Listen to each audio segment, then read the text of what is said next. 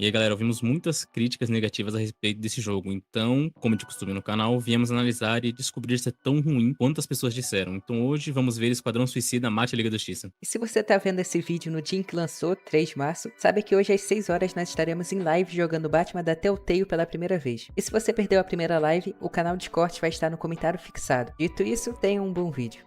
E eu acho prudente começar falando sobre como ele tem várias referências ao universo Arkham, né? Ele é um elogio muito positivo que eu tenho a esse jogo. Ele tem algumas referências, como explicar, por exemplo, por que o pistoleiro tá diferente, ou por que a Arlequina não tá usando as roupas do universo Arkham, e até mesmo algumas referências ao Coringa, né? A Arlequina citar que alguns certos lugares dos jogos Arkham anteriores são bons lugares para uma briga, mostra o carinho que ela ainda tem pelo personagem. Contudo, eu acho que uma crítica atrelada a esse elogio é como mesmo eles homenageando tanto o universo Arkham, eles ainda têm um pouco de vergonha de ser tão quadrinhos quanto o universo Arkham. Tem alguns elementos que eu percebo onde eles se baseiam muito mais no filme, né, do Esquadrão Suicida, do que nos quadrinhos do Esquadrão Suicida. E isso é problemático, pois a essência do universo Arkham, o que os fãs mais gostavam do universo Arkham, é por ele não ter vergonha de ser quadrinho. O Batman vestia aquela roupa, né, no Arkham City, e ele não tinha vergonha nenhuma de ser o Batman dos quadrinhos, onde usava uma cueca por cima da calça, uma roupa que era tecido mesmo, mas por alguma acaso tinha muita tecnologia. Sempre foi essa a essência do universo Arkham, né? Sempre foi esse brilho que ele tinha. E eu acho muito triste que esse jogo tenha tido vergonha de ter todo esse brilho, o que não deixa muito legal, né, todas as referências do universo Arkham, principalmente quando você jogou os jogos, você se sente muito legal quando tem uma referência que você consegue reconhecer. E a primeira coisa que eu quero comentar é que tem muita conveniência de roteiro, principalmente por ser um jogo, mas eu acho que eles não dão tantas explicações assim. Eles poderiam ter explicado melhor as coisas. Por exemplo, tem um museu onde tem vários artefatos dos inimigos da Liga da Justiça funcionais, e eles simplesmente roubam eles e ganham esses poderes. Foi um acesso extremamente fácil a vários recursos, sendo que esses recursos poderiam estar justamente na base da Liga da Justiça, e não em um museu normal. A história poderia facilmente contornar algumas conveniências de roteiro, mas ela prefere ir pro caminho mais fácil. Outra conveniência de roteiro foi o Capitão Boomerang sem querer cortando o dedo do Flash, e esse dedo, convenientemente, foi útil para acessar a base da Liga da Justiça. Ou seja, se eles não tivessem cortado o dedo dele sem querer, eles simplesmente não conseguiriam passar. E mais uma vez, essa conveniência não precisava existir, eles poderiam encontrar outra forma de abrir. Por fim, tem o Hira Okamura. É um personagem extremamente desconhecido, mas ele é basicamente um prodígio e ele consegue facilmente replicar a tecnologia do Lex Luthor, criada para enfrentar o Flash. E ele é simplesmente um garoto aleatório que chegou na base da Amanda Waller e ela aceitou ele como parte da equipe e acabou. Realmente é uma conveniência muito grande para eles conseguirem ter recursos para enfrentar o Flash. E novamente, essa conveniência não precisava existir porque eles poderiam usar o próprio Lex Luthor. E depois nós vamos comentar sobre como ele é o Lex Luthor mais incompetente da história da DC. E por fim, a última grande conveniência desnecessária foi eles mesmos aplicarem a bomba um no outro. Porque eles poderiam ter aplicado no braço, no peito, em qualquer lugar, mas foi especificamente na cabeça onde deveria ser. E além disso, todos eles tiveram a bomba aplicada. Era muito mais fácil a Amanda Waller simplesmente já ter aplicado as bombas. Mas mesmo assim, o jogo preferiu que eles mesmos aplicassem e isso realmente não fez muito sentido.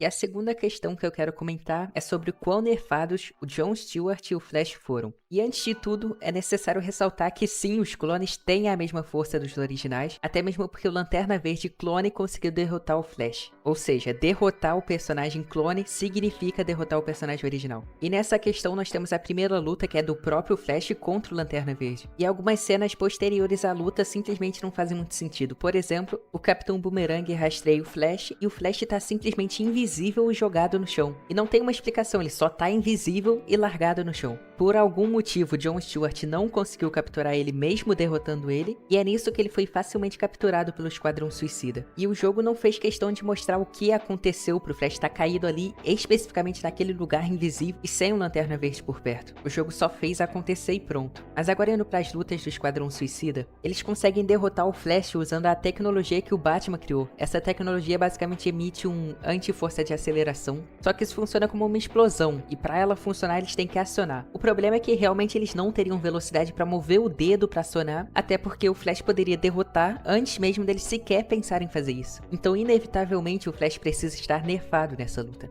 Fora que tem muito diálogo entre eles, e o Flash nunca ataca direto. Por exemplo, contra o Lex Luthor, ele só atacou, tirou o coração dele e pronto. Mas quando é pra enfrentar o Esquadrão Suicida, ele nunca ataca pra matar. E do mesmo jeito que o roteiro teve que forçar pra eles vencerem o Flash, o roteiro também teve que forçar pra eles vencerem do Lanterna Verde. Até mesmo porque o plano pra eles vencerem do Lanterna Verde foram mini baterias amarelas, que carregam a energia do medo. Mas a questão é que eles enfrentam isso todos os dias, e o próprio John Stewart fala isso. Aquilo não é efetivo contra o Lanterna Verde porque porque eles enfrentam aquilo. Mas mesmo assim, mesmo com Jon Stewart falando isso, ele ainda assim consegue perder a luta. Realmente o melhor preparo deles foi contra o Superman. Até mesmo porque o Superman já estava ferido pela Mulher Maravilha, e eles tinham Kryptonita dentre vários outros recursos. E mesmo assim foi forçado, porque o Superman facilmente ativaria a visão de calor de longe e acabou. Afinal, ele não tem a moralidade do Clark. Ele é só um clone e ainda é um clone bufado que tem mais resistência à Kryptonita. Então realmente todas as lutas têm um pouco de roteiro forçado, sendo que esse é basicamente o foco do jogo. E isso porque eles não só matam os personagens, eles também humilham os personagens, como nós vemos com o Capitão Boomerang mijando no Flash. Realmente o único membro da Liga da Justiça que não foi humilhado foi a Mulher Maravilha, e curiosamente também a única que não foi clonada pelo Brainiac. E voltando ao que eu falei da Arlequina, eu acho que também ela é uma Arlequina muito superada ao Coringa. Por mais que não pareça algo legal, era interessante como a Arlequina do universo Arkham ainda não tinha chegado nesse ponto, sabe? E seria muito bom se durante o jogo ela tivesse tido desenvolvimento. Contudo, a Arlequina desse jogo, por exemplo, dizendo, abandonou essa ideia de que o Coringa era muito especial pra ela na partir da morte dele, sabe? Ela ficou triste por uma DLC de um jogo, né? E agora em Esquadrão Suicida parece que ela tanto faz. Ela relembra só, tipo assim, o Coringa falou isso e isso é legal, sabe? Ela não tem aquele luto forte. Até a Arlequina de Injustice, por exemplo, que sofria abusos constantes, como a HQ disse, tinha. Ela era uma Arlequina muito mais obcecada nele, e eu acho que esse traço teria sido interessante se observar nessa Arlequina, porque ela não é a Margaret Robin, né? Ela é a Arlequina do universo Arkham, o que tira um pouco do brilho dela como personagem. Parece que eles só tentaram remodelar o personagem para que ele não ficasse tão quadrinhos e virasse mais filme, o que é bem triste na realidade. O que eu quero dizer, principalmente com essa Arlequina, é que ela sofre de todos os erros que todas as Arlequinas do cinema ou jogos mais atuais sofrem. Ela sofre um grande desmorfismo a partir do viés de que os fãs da Arlequina precisam gostar de tal coisa, sabe? Eles trocam as roupas, eles trocam a personalidade, e é só isso. Ela vira só a doidinha que faz as coisas porque é doidinha, e acontece até de novo uma cena onde ela comete um erro brutal, simplesmente porque ela é doida e quer fazer esse erro, sabe? Apesar de ser um alívio cômico bom, ainda é algo que ficou um pouco saturado depois que a gente leu tanto Injustice quanto a gente leu. Para além disso, ainda tem a luta final contra o Batman, né? Onde a única desculpa que eles têm pra derrotar o Batman é porque a Arlequina fez química, passou com honra ao mérito, né? Que tá dizendo lá. Honestamente, não faz sentido nenhum. Mas isso eu quero abordar um pouco mais falando sobre o Batman. E entramos, acho que, na crítica mais forte desse jogo, que é o próprio Batman dele. Eu acho que a crítica a esse Batman é muito correta, ao mesmo tempo que a homenagem que fizeram a ele naquele discurso foi muito bonita, considerando tudo que aconteceu com o ator de voz original dele. Ter esse discurso legal é muito bom. Mas por fora disso, vamos abordar um pouco mais a crítica da derrota do Batman. Por que eu acho ela ruim, pelo menos? O Batman é o único membro da Liga da Justiça que eles não têm nenhum preparo prévio. O único preparo, entre aspas, contra o Batman que eles tiveram foi a Arlequina ser química. E considerando que no começo do jogo todos eles tomaram a surra pro Batman, eles estando todos sóbrios, é muito estranho que eles, lá no final, drogados, porque a Arlequina nem conseguiu impedir deles ficarem drogados, ela só diminuiu a ponto de criar aquele Batman meio espantalho, gigantesco, né? Ela só diminuiu o efeito da droga até aquele ponto, com honra ao mérito na química que ela falou que passou, né? Que concordamos que sabemos o que significa, e mesmo assim, eles conseguiram derrotar o Batman, sabe? Me indigna muito ter tanto pouco preparo para um Batman tão bom quanto era do universo Arkham. Ele poderia claramente não ser o mais gentil quanto a gente lembra, né? O Batman desse universo, ele não era legal, entre aspas, nem mesmo com os membros da Batfamília. Ele era um Batman mais ríspido, então não me incomoda tanto a Arlequina ter raiva dele, porque esse Batman era mais duro, mais frio com os vilões e afins. O grande problema, de fato, a partir do momento que ele virou amigo do Superman e afins, ele se tornou, parece que, dependente dessa super amizade a ponto de não conseguir mais se impor tão quão imponente ele é, porque há de se lembrar que tudo isso só começou porque o Superman quis ter uma conversa amigável com o Brainiac, que o Batman não conseguiu dizer não. Ele disse não e o Superman não quis aceitar esse não, e a Liga inteira decidiu que ia lá conversar com esse alienígena estranho que vinha numa nave caveira. O Batman não conseguir se impor, pra mim, é muito estranho. É um desrespeito com o que o Batman no universo de Arkham faria, né? Não falando nem do Batman figura normal. E vamos lá rodar esse disco mais uma vez, o execrável Lex Luthor.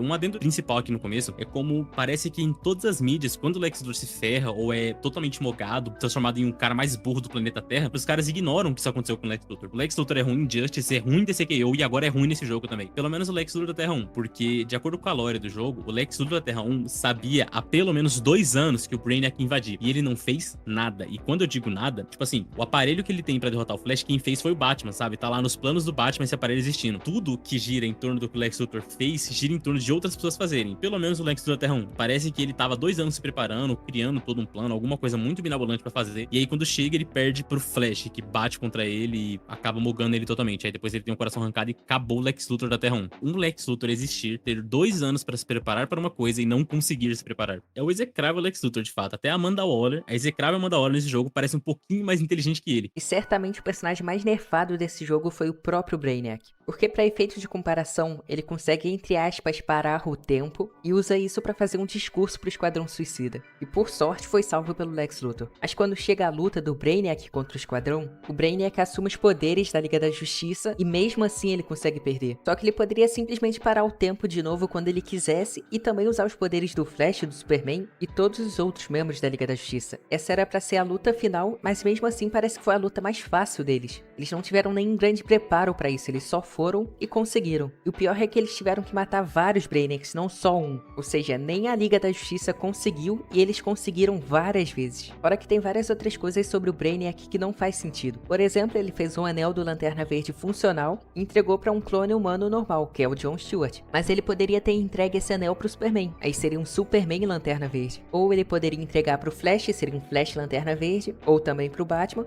ou para todos eles juntos. Ele poderia ter feito vários anéis e ele teria uma Liga da Justiça inteira de Lanterna Verde. Fora que o anel também não tem nenhuma proteção. Por exemplo, ele foi facilmente roubado pelo Tubarão e o Tubarão conseguiu criar um tubarão gigantesco para quebrar as defesas do Brainiac. Ou seja, a própria arma do Brainiac foi usada contra ele. Então, e como consideração final, o problema principal do jogo tá na ideia dele, tá na idealização, porque o objetivo dele, além de ser puro marketing, né, matar a Liga da Justiça, é um objetivo muito impossível. Então, pra esse grupo, que é um grupo meio série B, ficaria de todas as formas possíveis forçados, tanto que a morte menos, entre aspas, forçada do jogo inteiro é a do Superman. Menos forçada que eu diga porque é a morte que eles mais estão preparados, eles não têm só um aparelho e é isso, eles estão contando com esse um aparelho, eles fizeram uma coisa especial, analisando a biologia e afins, foi uma coisa desenvolvida só pra aquela situação. De resto, ou foram aparelhos que eles conseguiram, por algum acaso, ou foi que nem o Batman, onde tiveram sorte de um dos membros estar bem preparado o suficiente pra isso, o que nem fez sentido. Então, o problema do jogo em si é o objetivo dele.